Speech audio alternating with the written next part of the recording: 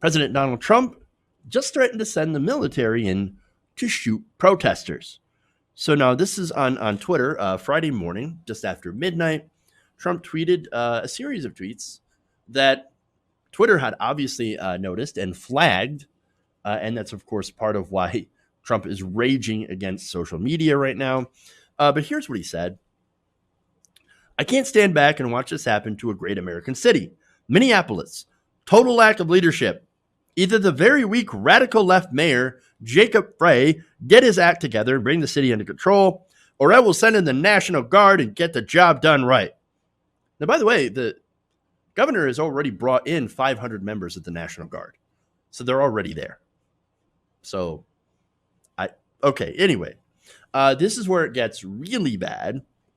He said, these thugs, all in capital, are dishonoring the memory of George Floyd, and I won't let that happen. Just spoke to Governor Tim Walz and told him the military is with him all the way. Any difficulty, and we will assume control. But when the looting starts, the shooting starts. Thank you. Now, that last part, very, very problematic. Not only like thugs, right? Because notice how they only tend to use the word thug to refer to black people, right? No. What was worse about that, other than the threat of sending in the military to obviously shoot these people, right, is, when the looting starts, the shooting starts. That's from George Wallace, right? George Wallace, this was back in the 60s during the civil rights era. George Wallace was an incredible segregationist, right? Deeply, deeply racist man. Ran on a hardcore segregationist policy in the South. So you're going to use that guy's quote? You even have no awareness whatsoever, any awareness of what you're saying? Maybe he does because, look, as we've talked about before, Donald Trump is an old school racist. Now, here's the thing, right? He says, well, I'm not racist. He probably doesn't even think that he's a racist. And that's the thing. He's one of those people that believes in those old racial stereotypes, right?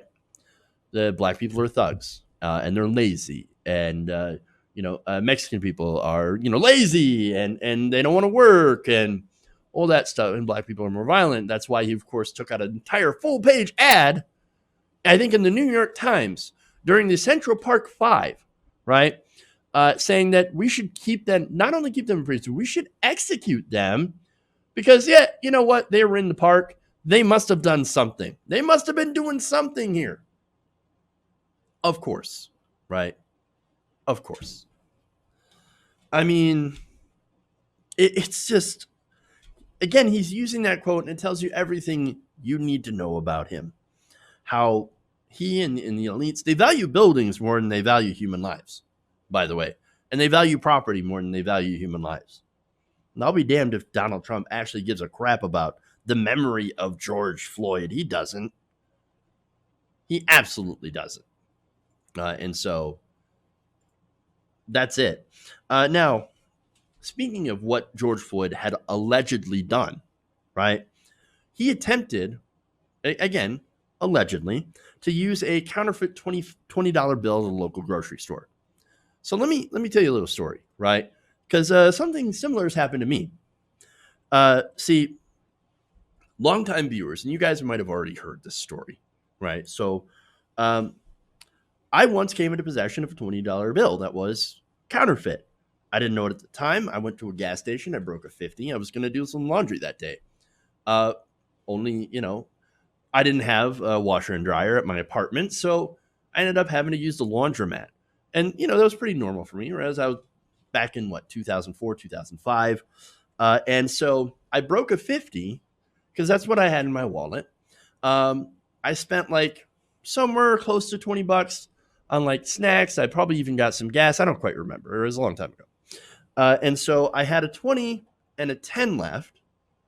And so I went to the laundromat and I was trying to cash in that 20 for quarters. I had a lot of laundry, right? Don't judge me. So now I remember trying to use these machines, right, to get those quarters, and it wouldn't work. It kept spitting my 20 back out. And so I was like, hey, what's going on? I go to the person at the desk, right, or at the counter, and I said, this 20 doesn't work. I need some quarters so that I can do my laundry, right? So there's something wrong. Maybe there's something wrong with your machines. She takes the 20. She, looks at it, examines it pretty closely, and she says, well, here's your problem. It's fake. It's a counterfeit. I said, no, there's no way. I just got that from the gas station. So at that point in my life, I've never seen a fake bill before, right? I had no idea what to look for. I didn't know what would make it fake, right? So I was like, okay, so what do I do with it? And she's like, I don't know. Take it back to the gas station. You can't use it, obviously. So I did. I went back to the gas station and, I said, hey, look, I was just here. I broke 50. Here's this 20 is fake. I just tried to use it. And I was told that this was a counterfeit bill. And so I kind of argued with them for a minute. And I'm like, look, at the end of the day, I don't really care. Yes, it sucks that I'm out $20. I don't want this. I don't want to carry around fake money. This isn't, it's useless to me. You can take it. You can do it whatever you like with it. I am not going to have this, right? Destroy it. It's useless. I left the store. I went back to the laundromat, right? 10 minutes later, state troopers rolled up. They were looking for me. The lady at the gas station called the police on me for having that money. And so, look, I was not happy about that. And later on, I actually went back to that gas station because there was two people that were working there, right? And it was after I spoke to the police officers. I was like, hey, you guys called the cops on me? I was like, what the hell? I didn't do anything wrong. Like, I was trying to, here, like, take it. I don't want it. It's fake. Here it is. And so I don't know why she called the cops on me. And the other, younger woman that was working at the counter at the time, she's like, I'm so sorry. She offered to give me $20. And I was like, no, you keep your money, right? I'm not interested. All I wanted to do is just, hey, make sure that it's not on me for doing that, right? I didn't, make that money. I have no interest in counterfeiting money or anything like that. And so she apologized to me anyway. And the other one, of course, obviously didn't. And so I talked to the police and they're like asking me questions, of course, normal, right? Nobody put a knee on my neck. Nobody tried to arrest me or pin me down. No, even as angry as I was, they were nice. They were being very cordial, right? And so that's the difference. My experience with that is about the same as, or should have been the same as the experience that, or I should say George Floyd's experience should have been the same as mine, right? Just to, hey, what's going on? Where'd you get that? And okay, we're going to look into it. Here, we'll take it. We'll take it from the store, and we'll get rid of it. We'll destroy it and we'll look into it. All right. So look, I'm out $20, but at least I'm not out with my life, right? At least I still have my life. At least I wasn't choked to death by somebody's knee. And again, that is the difference. And that is actually white privilege in action. I was given the benefit of the doubt, unlike George Floyd. So now if Donald Trump, going back to him, if he actually gave a crap about George Floyd, he would go after the police officers and the culture in policing, and he would crack down.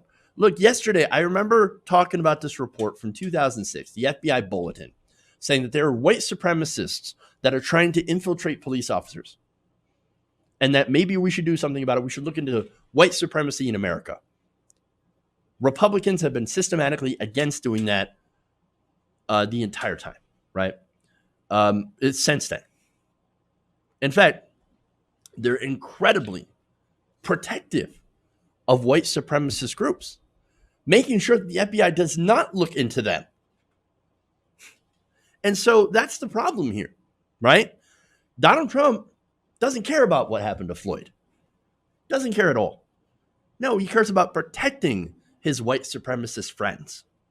And that's what it is, because he is an old school racist and he believes in a lot of the same things that they do. Okay. And so, as far as, look, those tweets are concerned, right? So now, Twitter deemed one of those tweets as a violation of the platform's rules and called it glorifying violence, which is true. That, of course, got under his skin, so he went and posted it on the official White House Twitter account. Official. Twitter got that one too, posting that same notice, and so we don't know what's going to happen, right? I can only imagine the frothing rage that has consumed the president in the White House right now.